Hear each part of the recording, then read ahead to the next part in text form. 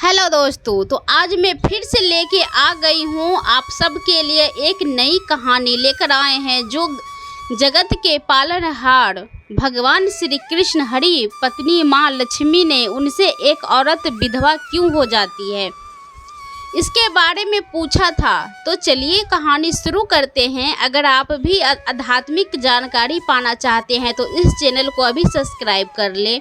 तो एक बार माता लक्ष्मी भगवान विष्णु से मिलने के लिए जाती है और कहने लगती है कि प्रभु, जब मैं आपसे मिलने के लिए आ रही थी तो मेरी नज़र मृत्यु लोक पर पड़ी। वहाँ मैंने देखा कि 3 स्त्रियां जो आपस में सहेली थी, इनमें से 2 स्त्रियां विधवा होकर के दुखी जीवन जी रही थी, जबकि एक स्त्री सुहागन होकर के अपने पति के साथ सुखी जीवन जी रही थी। प्रभु, यह बात मेरी समझ में नहीं आई, इसलिए मैं मन में 3 प्रश्न उठने लगे हैं। अब मैं आपके यह चाहती हूँ कि आप मेरे तीनों प्रश्नों के उत्तर देकर के मुझे संतुष्ट करें कि कृपा करें। इस प्रकार माता लक्ष्मी की बात को सुनकर भगवान विष्णु कहते हैं, हे लक्ष्मी, तुम मुझे अपने तीनों प्रश्नों को बताओ। मैं तुम्हें तुम्हारे प्रश्नों के उत्तर देकर के पूरी तरह संतुष्ट करने का प्रयास करूंगा। अब माता लक्ष्मी कहती है, प्रभु, मेरा पहला प्रश्न है, कौन सी स्त्री समय से पहले विधवा हो जाती है? मेरा दूसरा प्रश्न है, कौन सी स्त्री को जीवन में कभी सुख नहीं मिलता? और मेरा तीसरा प्रश्न है, कौन सी चीज़ें हैं ऐसी जो एक पत्नी अपने पति को मांगने से भी नहीं देती है? दोस्तों, इस प्रकार माता लक्ष्मी के प्रश्नों को सुनकर के भगवान विष्णु कहते हैं कि तुम जिन स्त्रियों की बात कर रही हो, उनमें से 2 स्त्रियां विधवा होकर अपना दुखी जीवन जी रही है और वहीं पर एक स्त्री सुहागन होकर के अपने पति के साथ में अपना सुखी जीवन जी रही है। तुम जानना चाहती हो आखिरकार ऐसा क्यों होता है? तुम्हें एक छोटी सी कहानी सुनाता हूँ। इस कहानी को बहुत ही ध्यान से सुना। आधी अधूरी कहानी सुनने वाले को आधा अधूरा ही ज्ञान प्राप्त होता है, जो जीवन में कभी काम नहीं आता है, क्योंकि तुम्हारे तीनों प्रश्नों के उत्तर इसी छोटी सी कहानी में समाये हुए हैं। यदि तुमने ध्यान से सुना तो तुम्हारे तीनों प्रश्नों के उत्तर तो अवश्य मिलेंगे और तुम्हें संतुष्ट प्राप्त होगी। मित्रों, माता लक्ष्मी कहती है, प्रभु, मैं आपकी बात से सहमत हूँ, आप कहानी शुरू करो। मैं कहानी को पूरी मन से सुनूंगी।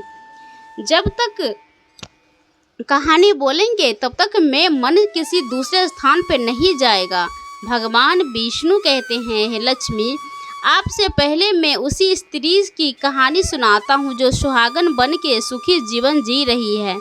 जिस सुहागन स्त्री की तुम बात कर रही हो, वह स्त्री एक राजा की नौकर की पत्नी है और जिस नौकर की वजह से पत्नी उसे नौकर को अपनी पत्नी पर पूर्ण विश्वास है, भरोसा है कि वह पतिव्रता है, जिसकी महिमा वह अपने साथियों में बार बार करता है। अब देखो, एक दिन की बात है, उस राजा के नौकर ने अपनी पत्नी की प्रशंसा इतनी की है, बात धीरे धीरे फैलते हुए राजा के दरबार तक पहुंच गई। फिर तो राजा ने अपने नौकर को बुलाया और उस नौकर से कहा कि तुम हर किसी से कहते हो कि तुम्हारी पत्नी पतिव्रता है, क्या वास्तव में आपकी पत्नी पतिव्रता है? क्या आपको पूर्ण विश्वास है? इस प्रकार राजा की बात सुनकर के नौकर कहने लगा कि महाराज, मुझे पूरा विश्वास है और पूरे से मन आगे विश्वास है कि मेरा पत्नी पूरी तरह पतिव्रता है। अब इस समय पर राजा की महामंत्री कहने लगता है, यदि मैं तेरी पत्नी का पतिव्रता धर्म खंडित कर दूं तो तुझे क्या सजा मिलनी चाहिए? फिर तो नौकर ने कहा, यदि तुम मेरी पत्नी का पतिव्रता धर्म खंडित कर देते हो तो महाराज मुझे फांसी लगा देना। अब उधर वह राजा का नौकर भी मंत्री से कहता है, यदि महाराज यह मेरी पत्नी का पतिव्रता धर्म खंडित नहीं कर पाए तो इनको सजा क्या मिलनी चाहिए? तो राजा ने कहा कि मंत्री को भी फांसी का सजा दी जाएगी। फिर भगवान विष्णु कहते हैं, लक्ष्मी, मंत्री ने स्वीकार कर लिया और नौकर से पूछा कि क्या वस्तु लाऊं जिसे तू माने कि तेरी पत्नी का धर्म खंडित करने में सफल हुआ? तो नौकर ने कहा, मंत्री, यदि तुम मेरे घर से जाकर के मेरे विवाह के समय पर मुझे एक पटका मिला था, वह एक कतार मिली थी, वह मेरी पत्नी ने बहुत ही संभाल कर रखी है, जो सुहाग की निशानी मानी जाती है। यदि तू पटका और कतार लाकर मुझे दिखा दो तो मैं मान जाऊंगा कि मेरी पत्नी का धर्म तूने पूरी तरह नष्ट कर दिया है। अब शर्त स्वीकार हो जाने के बाद में वह मंत्री शहर में जाता है और एक दूती के जाकर मिलता है। दूती हमेशा एक दूसरे से भीड़ का काम करती थी और जो काम कोई नहीं कर पाता था वह काम करने में वह समक्ष हो जाता था। फिर एक प्रकार मंत्री ने उस दूती को अपने स्वार्थ के लिए बुलाया। दूती ने कहा कि एक व्यक्ति उसने मेरी शर्त लगी है, और फिर उसने उस शर्त के बारे में उसको सारा कुछ बता दिया। कि फिर वह दूती से कहने लगा कि तू कैसे भी करके उस स्त्री से मेरा संपर्क करवा दे, तूने जितना धन चाहिए मैं उतना धन दूंगा। इस प्रकार मंत्री की बातें सुनकर के दूती कहने लगी कि भाई, तू इस औरत के बारे में बात मत करो, वह औरत पूरी तरह से पतिव्रता है, तेरी यह थूक के चल जाएगी, देखेगी और उनके परिवार के व्यक्ति खूंखार है, तेरी खाल उतार लेंगे। तो मंत्री कहने लगा कि ठीक है, यदि तू मेरा उसमें संपर्क नहीं करवा सकती तो एक का काम कर दे, उसके घर जा कर के पटका और कतार चुरा ला दे और उसकी पत्नी के गुप्त तांग के पास में यदि कोई चिन्ह हो तो वह चिन्ह भी मुझे देख करके बता दे, फिर मैं तुझे मुंह मांगा इनाम दूंगा। यह बात दूती के समझ में आ गई और उसने कहा कि ठीक है, मैं तुम्हारा काम अवश्य करूंगी। नौकर शहर में रहता था। दूती नौकर के घर जाता है, उसकी पत्नी से जाकर बोलता है, बेटी, मैं तेरी पति की बुआ हूँ, मैं कई वर्षों के बाद आई। फिर उस स्त्री ने कहा कि मैं आपको पहले कभी देखा नहीं, इसीलिए पहचान नहीं पाई। और इस प्रकार उस दूती ने उस नौकर की पतिव्रता स्त्री ने बहुत बड़ा सम्मान दिया, मगर उसे क्या मालूम था कि यह उसके साथ में छल करने आई है।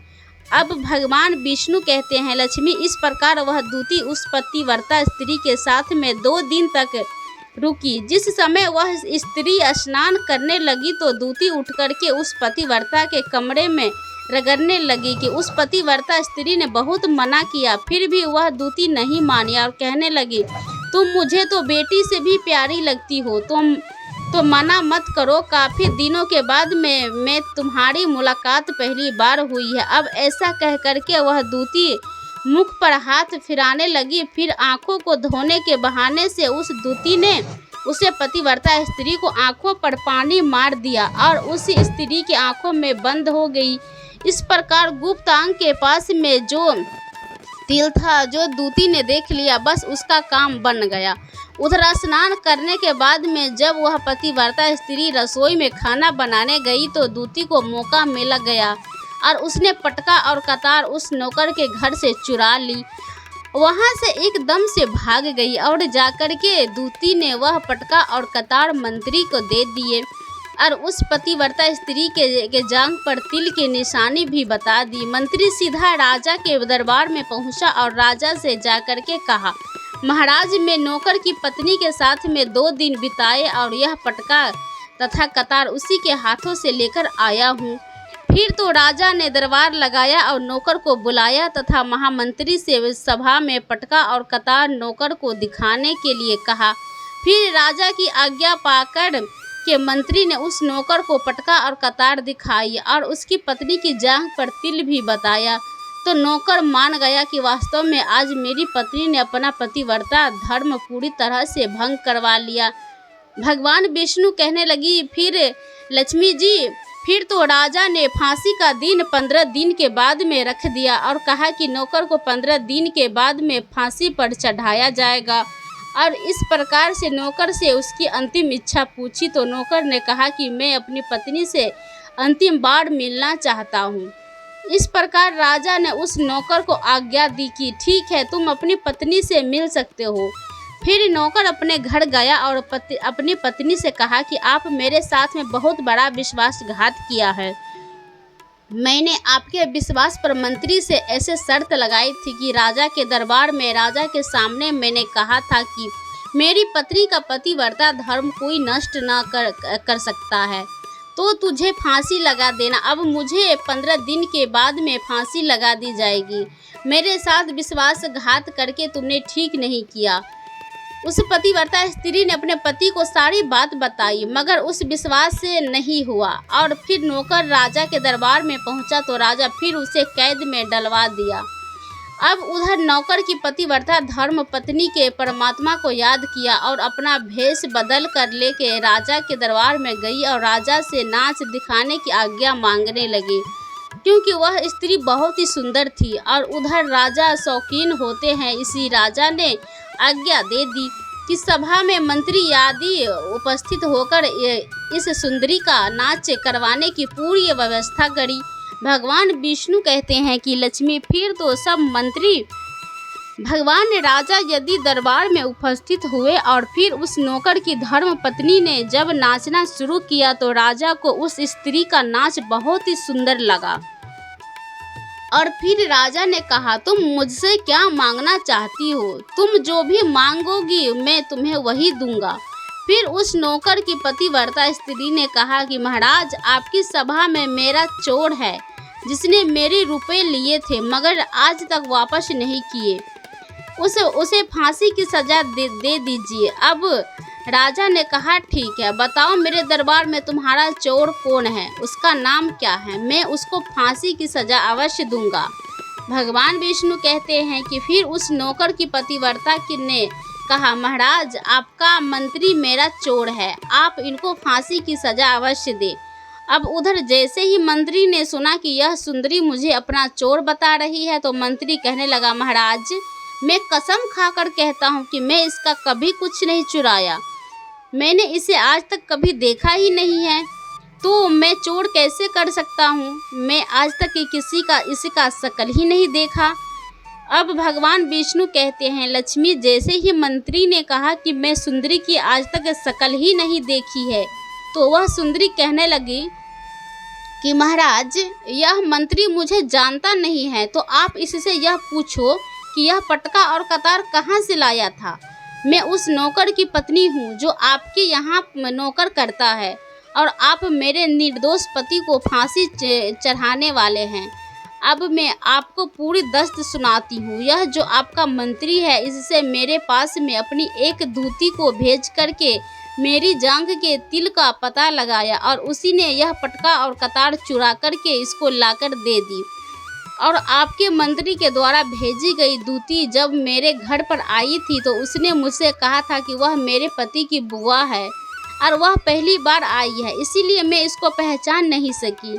और महाराज, जिस प्रकार मैंने उस स्त्री को अपने यहाँ पर बहुत बड़ा सम्मान दिया है और अपने घर पर उसके ठहरने की व्यवस्था की है, और इस प्रकार उस नौकर की पतिव्रता स्त्री की बात को सुन करके राजा ने दूती को बुलाया। फिर उस दूती ने राजा को सारी सच्चाई बता दी, जिससे राजा ने उस नौकर को रिहा कर दिया और मंत्री को फांसी पर चढ़ा दिया। भगवान विष्णु कहते हैं, लक्ष्मी, इस प्रकार उस नौकर की पतिव्रता स्त्री ने अंत में राजा से कहा, महाराज, मैं अपने पति से बहुत प्यार करती हूँ, मैं एक चरित्रवान स्त्री हूँ, कभी भी मैं अपने पति का नाम तक अपने मुंह से नहीं लेती। भगवान विष्णु कहते हैं, लक्ष्मी, मेरी कहानी पूरी होती है, अब तुम अपने तीनों प्रश्नों के उत्तर सुनो। तुम्हारा पहला प्रश्न था, कौन सी स्त्री समय से पहले विधवा हो जाती है? तो जो स्त्री अपने पति का नाम लेती है वह समय से पहले विधवा हो जाती है, क्योंकि पति का नाम लेने से पति की उम्र कम हो जाती है और समय से पहले ही उनके पति की मृत्यु हो जाती है। ऐसे स्त्रियां जो पति का नाम लेती है समय से पहले ही विधवा होकर के एक दुखी जीवन जीती है। बस यही राजा की बात है कि तुम जिन तीनों सहेलियों की बातें कर रही थी उनमें से 2 विधवा थी और एक नौकर की पत्नी थी जो पतिव्रता स्त्री थी। यह पतिव्रता स्त्री कभी भी अपने पति का नाम मुंह से नहीं लेती थी और उधर वह 2 स्त्रियां जो विधवा होकर जीवन दुखी जी रही थी वह हमेशा अपने पति का नाम लेकर बुलाती थी, जिसकी वजह से उनके पति की उम्र कम हो गई। फिर वह दोनों स्त्रियां समय से पहले ही विधवा हो गई और आज वह दुखी जीवन जी रही है। इसीलिए कभी भी स्त्रियों को अपने पति का नाम अपने मुंह से नहीं लेना चाहिए। अब तुम्हारा दूसरा प्रश्न था, कौन सी स्त्री को जीवन में कभी सुख नहीं मिलता है? तो समझ में जो स्त्रियां अपने पति के बिना अनुमति के किसी तीर्थ स्थान या उत्सव में जाती है, उनके जीवन में कभी सुख नहीं आता है। ऐसे स्त्रियों को जीवन पर दुखी रहती है और उन्हें पति का कभी प्रेम नहीं मिलता है। भगवान विष्णु कहते हैं, लक्ष्मी तुम्हारा तीसरा प्रश्न था कि ऐसे कौन सी चीज है जो एक पत्नी अपने पति को मांगने से भी नहीं देती है? तो समझ लो यह चीज गाली है। एक चरित्रवान स्त्री कभी अपने पति को गाली नहीं दे सकती है, और जो स्त्री गाली देती है वह स्त्री कभी चरित्रवान नहीं होती है, और ऐसे स्त्री जीवन भर रोती है। उसके जीवन में कभी सुखी नहीं आती है और समय से पहले ही ऐसे स्त्री विधवा हो जाती है। दोस्तों, इस प्रकार कहानी सुनने के बाद में माता लक्ष्मी पूरी तरह से अपने तीनों प्रश्नों से संतुष्ट होकर कहते हैं कि प्रभु, वास्तव में जो स्त्री चरित्रवान होती है वह कभी दुखी जीवन नहीं जीती है, क्योंकि ऐसे घर में लक्ष्मी का सदा वास होता है और वह घर धन धान्य से हमेशा भरपूर बना रहता है। ऐसे स्त्रियां हमेशा घर का स्वर्ग बना देती है। दोस्तों, यह वीडियो पसंद आई हो तो प्लीज़ आप हमारे चैनल को सब्सक्राइब अवश्य करें, वीडियो को लाइक करें और दोस्तों सच्ची श्रद्धा से कमेंट में ज़रूर लिखें जय श्री राम, जय श्री कृष्णा। मिलते हैं नई वीडियो के